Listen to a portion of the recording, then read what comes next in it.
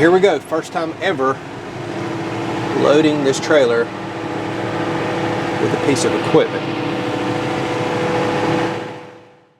So welcome back, everybody. In today's episode, we're going to answer, can we put that 66 horsepower John Deere tractor in my brand new Iron Bull dump trailer? It's only a 14-footer, and I'll need to know this before I potentially may have to take the tractor into service or go help a friend or a family member out.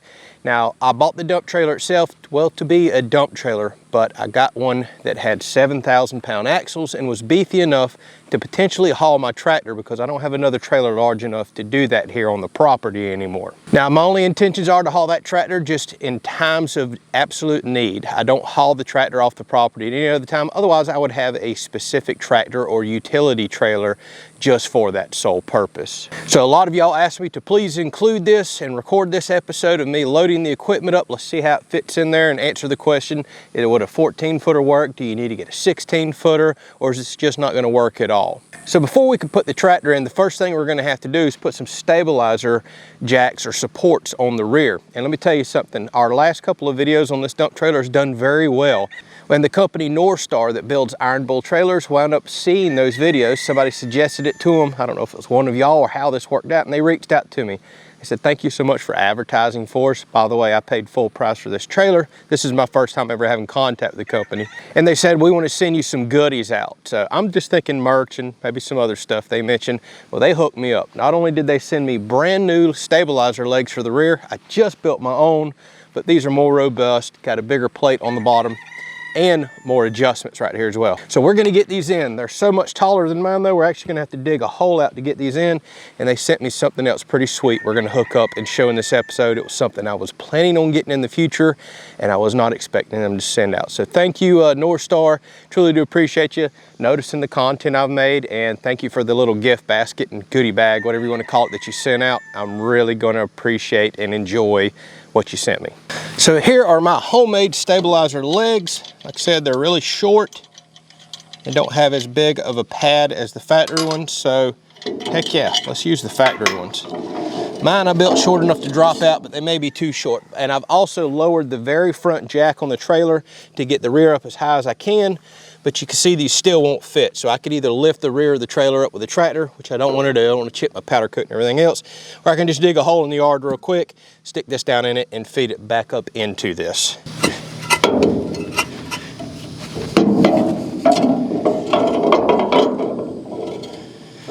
All right, so I've got the trailer hooked up to the truck, and the whole reason we want to run these stabilizer bars, when we put all the weight of a heavy piece of equipment like a tractor on the rear, it's going to want to lift up on the tongue of the trailer.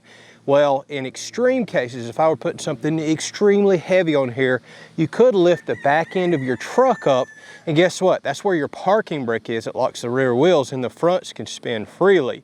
So if you pick your back wheels up off the ground and happen to be on a hill, well, the truck, trailer, everything can take off that direction, and it can become a very dangerous situation. So these stabilizer bars allow me to drop down to a certain position. You don't necessarily have to make contact with the ground, but find a position that's close to the ground.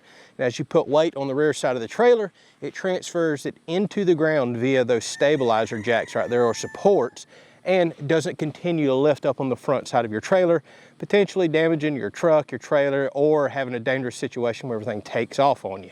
All right, let's take a quick break and tell you about our new channel sponsor, HISEA. They sell all kinds of boots. Don't worry, we'll get right back to the action. These are some rubber deck boots. I've always wanted these from a fishing boat. Can't wait to try those out. They sell steel-toe cowboy boots when you're doing, dangerous work around the farm like we do from time to time. Those will protect your feet. They also have women's cowboy boots as well. And here is the crazy thing, a lifetime warranty. I can't say that I've ever seen any boot manufacturer offer this. Register this card with your boots, and if there's any problems with material or workmanship, they cover for the life of the boots and give you one free replacement. So they have mid-calf rubber boots just like you see here, either plain or decorative design. Here's Tiffany's with the chicken pattern on it. She uses these for going out and walking around the chicken coop. And this is probably my favorite pair right here, these slip-on shoes to keep the chicken poop off of me and things like that when I'm working around, and they keep my feet nice and dry. So every morning when I go out in the garden or work with the chickens or dogs, look at all the dew that's always on our grass. No more walking back inside with wet socks and wet shoes, and these work great with shorts in the heat of the summer.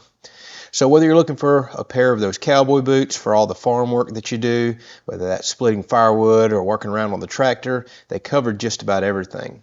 I should also mention they have all kinds of outdoor boots, rubber boots, tall ones, camouflage ones for hunting, just about everything else. And thus far, no issues. Everything has kept me nice and dry. They feel like they're going to be really warm this winter, so if you're working in the snow, and here's the crazy part. Not only are these boots some of the best prices I've ever seen, but they're also offering our viewers an exclusive 15% off discount code. Links are down in the description, so make sure you check them out. All right, so now we're going to open up our rear gate. Because of the way the ramps connect on this, you have to do it in the barn door style configuration right here. I couldn't lay the gate because this is a 3-in-1 gate. I can tailgate spread with it, barn door open it just like this, or I can fold it down flat like a truck tailgate, and I love that feature on this. But in order to use the ramps to get to these welded on plates right here and catches for the ramps, you've got to open the doors up. Then you can load your equipment in there and position your tailgate however you want to. The ramps on this particular trailer are a hidden style. So I take these pins out right here, and there is a flip down door right here. Keeps them nice and out of the way. All right, then we'll get these ramps out, and we'll have to pull the tractor up here and figure out exactly where I need them positioned. That should be close. So I have two ways I can load my tractor here, and this is why we're taking the time to do all this. I can either pull it in forward, and because it's 14 foot, I already know I've got my bucket disconnected. I'm gonna go in and I wanna drop my bucket off in the front side of the trailer, back up, raise my loader arms, and then go over the bucket, carrying my weight further forward. All right, so hopefully y'all can hear me over the noise of the tractor and the air conditioning going. Let's pull up to these ramps and see if I need to make any adjustments. Those look very close where they're at. So I'm gonna go into low range. I'm gonna put this in 4-wheel drive. Lift my bucket up so I can see. And here we go, first time ever loading this trailer with a piece of equipment.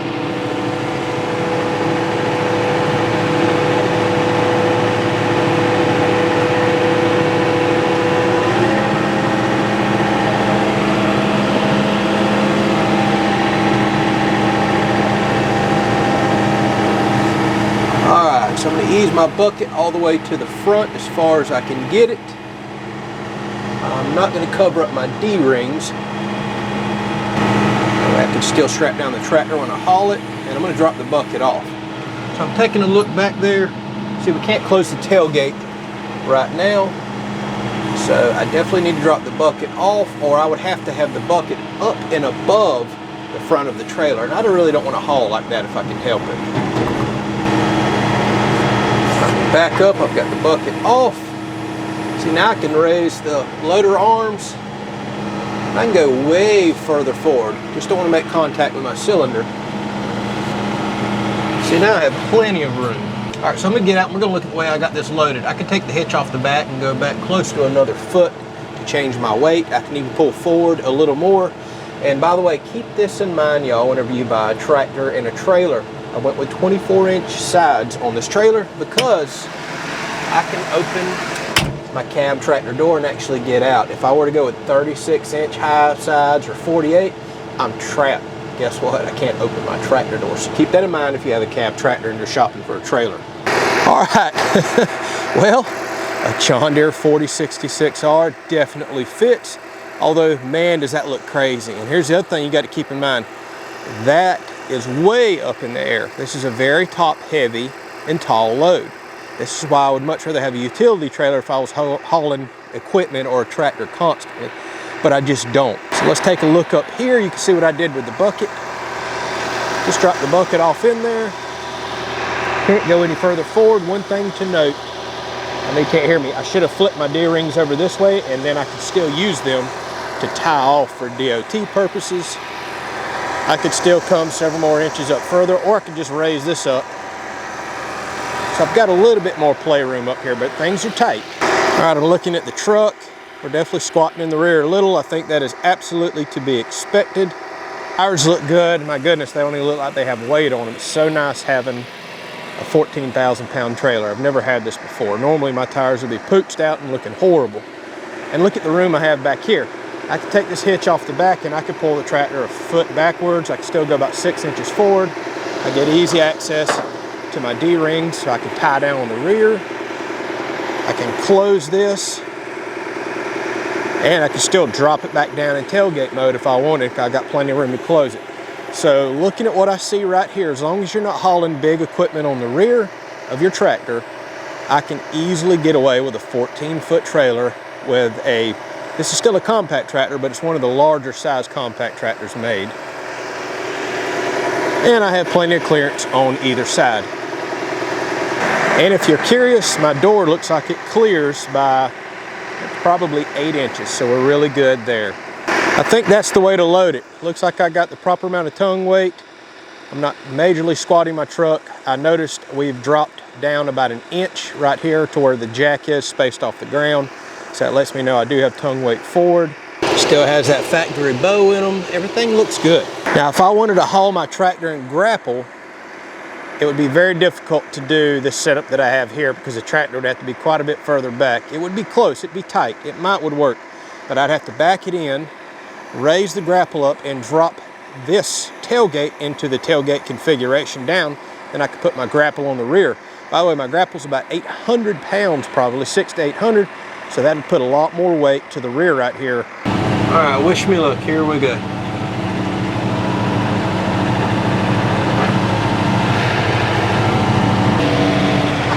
Tell you what, if you're not perfectly straight, forget about it. So you can see in this configuration, I'd have to close the tailgate up, then drop it down, then I could lower my bucket on the tailgate that's supported by really thick chains. This is another possible way to carry it, and I would just have, if I had my grapple on, for example, it'd probably be sticking off the back a few inches, a foot or so, no big deal. But I would really need that extra weight of the grapple on the rear to take all the tongue weight off that I just put on the truck. Let's take a look at that. We're down about 1 inch further, closer to the ground with the jack. Truck seems to be okay. It's really not squatting bad at all, but I can tell we're definitely got the tongue weight going on right here. So the only way I think I would carry this tractor in this configuration is with a really heavy implement on the front side of the tractor, helping put more weight to the rear. Then I think I'd actually be okay. Okay, well, I'm glad we got that answered. So if you happen to have a compact tractor, pretty much of any size, being I have one of the largest ones made, I think you're set. A 14-foot dump trailer would definitely take care of your needs if you need to haul that tractor somewhere. If you're gonna try to put more or bigger implements on it, you need to go up to at least a 16-footer or bigger. All right, let me show you one upgrade I just done. Everybody kept recommending get you a solar trickle charger, so I did. Picked this one up really cheap off of Amazon. I think it's only 7.5 watts, so it's a very low trickle charge, but no more than my trailer gets used, this should not have a problem keeping my battery topped off. This one's got suction cups because I want it that way. I can just pop it right off when I know I'm gonna travel, throw it right in this big oversized box that I have. Got it run straight to the battery right here. And I have checked, my battery constantly stays topped off. Even after I used this trailer the other day and made quite a few dumps with it, it brought the battery right back to full charge in no time. I can't tell you how much I love having this oversized box. I can throw straps, chains, everything else in here. But something else showed up in my goodie box that Norstar sent me, and I can't thank them enough because this is something I had full intentions of purchasing down the road. This is going to be awesome. So the big question, what the heck is it? Well, it is their remote kit, and I am so excited to have it. We need to wire this up to the battery real quick, and I'll tell you all about it, but long story short, this wires directly in to where the remote itself goes, and this gives me a dump control option from a keyless remote. So why is that so important? Now I can dump from the truck or from the tractor. As we continue to rock out around a property, we just got 50 tons of rock in. We're gonna be doing landscaping projects. So eventually we're gonna do something in our road that constantly washes out. We're either gonna do asphalt millings or we're gonna do rock. So here's the nice part about that. I can get my dump trailer bed full of millings, rock, whatever it is, and I'm constantly gonna have to patch holes and stuff in the driveway even after we rock it. So since this has a 3-in-1 tailgate to where I can open it up as a spreader function, just like you see on the backside of a dump truck, I can literally be in the tractor or the truck, going down our driveway while I'm pressing this button, raising up the dump bed and feathering out how much rock or dirt or anything else I want to come out the rear dump or spread gate that I have right here, and I can keep on traveling. I can adjust my speed, everything. That keeps me from having to just dump it in one big pile. Then you got to come back with a tractor, scoop it all up, put it everywhere else. This is going to be so nice just to stay in the comfort of the cab and raise and lower based on how much material I want to come out the back side of the trailer. Really nice feature. Can't thank y'all enough for sending this out. This is something I was absolutely planning on getting. So here's the wireless controller unit right here. You have just a positive and negative to hook up. It already comes with the eyelets crimped on the end. And here is our 2-cord connection where we're going to make that break and put this in line. This also has an external antenna that has an adhesive backing on it. You can screw it in as well. That's important. The antenna has to be run outside of this metal enclosure. Everything else needs to be inside so it's sealed and out of the weather. RF signals from remotes trying to get to the receiving unit will not work through metal, so keep that in mind. Antenna to the outside, or you're going to have a heck of a problem trying to get this to function at all. So there's not much to this. I'm going to loosen the positive and negative right here, make my connections. Find a spot right here on the wall to stick this to. It comes with adhesive backing for the main control unit as well. And then I'll show you how we'll connect everything up and just kind of tidy it up, going about our business. I like to always connect my grounds first.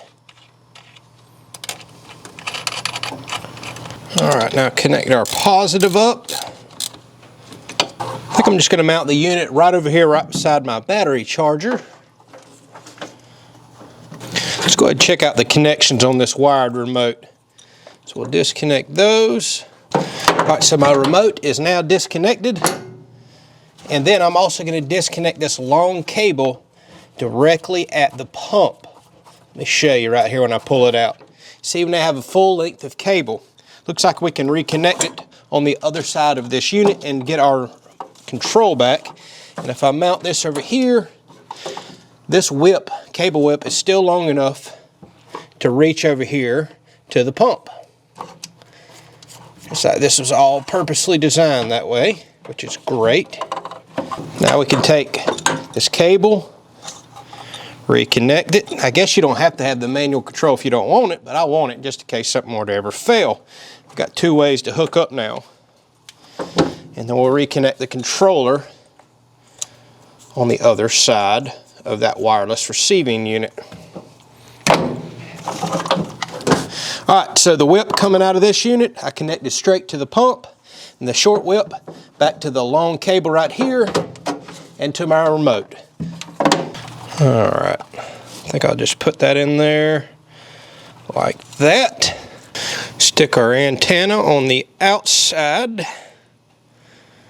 I'll drill a hole and screw it in if I ever see the adhesive doesn't hold. That's it, y'all. That was so quick and easy. Now the real test. All right, let's try it out. Let's hit up. That is so nice.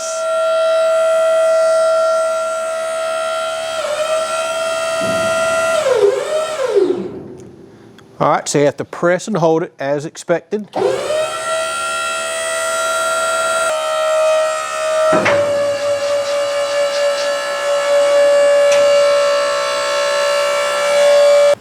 Beautiful. All right, let's try the down function.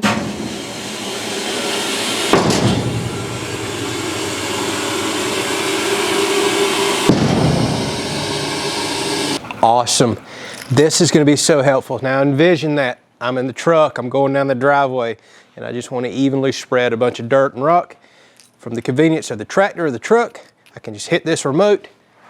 This thing can raise and lower and spread more, spread less, whatever I need it to do. This is a sweet addition right here.